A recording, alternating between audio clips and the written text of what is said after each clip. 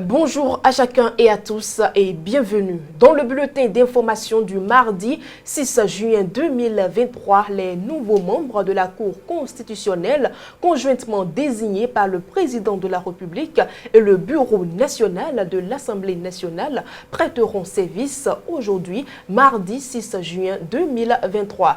La cérémonie de prestation va se dérouler à 9 h au Palais de la Marina en présence du chef de l'État. Soulignons que la désignation des représentants de l'Assemblée nationale au sein de la Cour constitutionnelle est actuellement contestée par l'opposition parlementaire qui a déposé un recours devant l'institution. Démarrage hier, lundi 5 juin 2023, des épreuves écrites et orales de l'examen du CEP, session de juin 2023. Le lancement officiel des épreuves écrites de cet examen a eu lieu cette année au complexe scolaire Bariénou dans la commune de Djougou. Il a été lancé par le ministre des Enseignements maternels et primaires, Salimane Karimou. Compte rendu avec Charles Alban Daoui.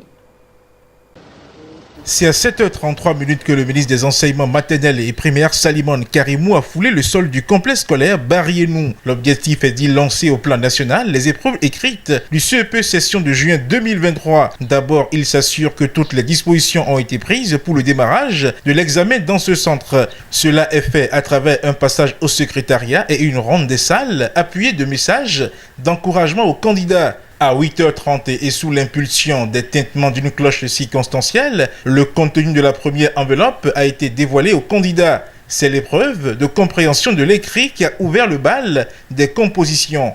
Nous venons de lancer l'examen du certificat d'études primaires session de juin 2023. Je dirais par la grâce de Dieu dans la sérénité. Malgré l'installation de la saison pluvieuse, Dame Nature a su nous gratifier du soleil aujourd'hui. Qu'elle en soit louée. Nous avons fait le tour des salles pour constater la présence des candidats. Nous avons vérifié la présence également des surveillants et du chef centre. Et je peux vous dire que tout est au point. Dans ce centre du complexe scolaire Bariénou, il y a 218 candidats inscrits, dont 94 filles. Ils sont répartis dans cette salle et contrôlés par 14 surveillants. Le choix du département de la Donga et notamment du complexe scolaire Bariénou sont justifiés par le ministre Salimane Karimou. D'abord, par rotation, c'est le tour de la Donga d'abriter le lancement. Parce qu'on suit l'ordre alphabétique chaque année pour aller dans les départements et lancer les examens, parfois même la rentrée scolaire.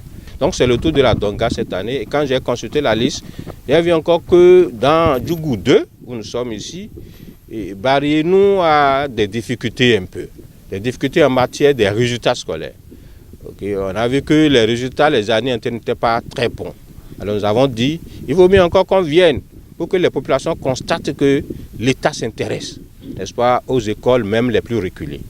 Et qu'à partir de là, qu'elles prennent l'engagement d'accompagner leurs enfants, qu'elles prennent l'engagement de suivre ce qui se fait. Ça veut dire pour beaucoup de conseils là, surtout aux filles, et ça m'a fait plaisir.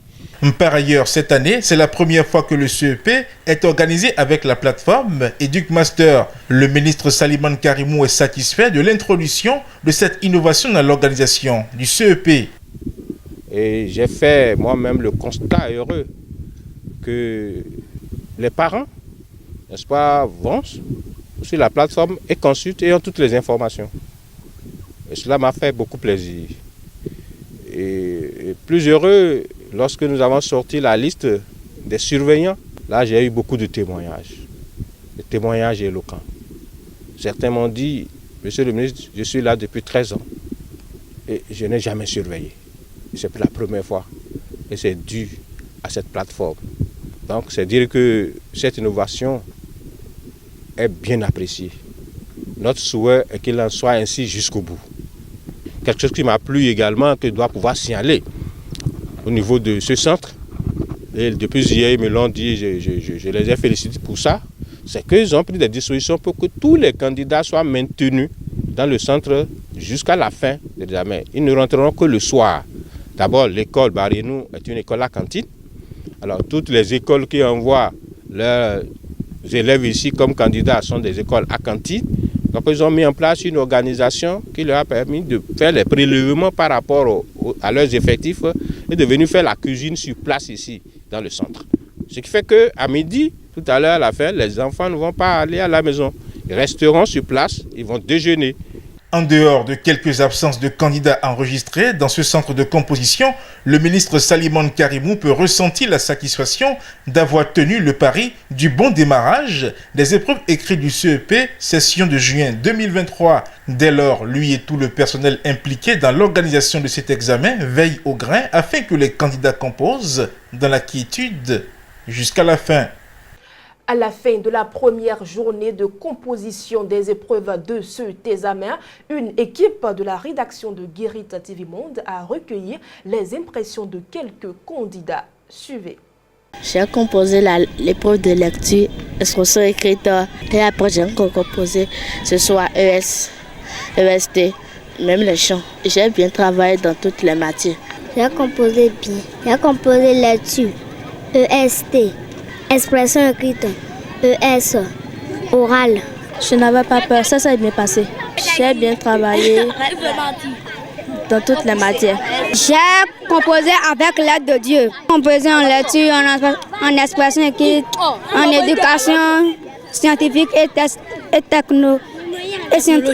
technologique, en éducation sociale et en oral.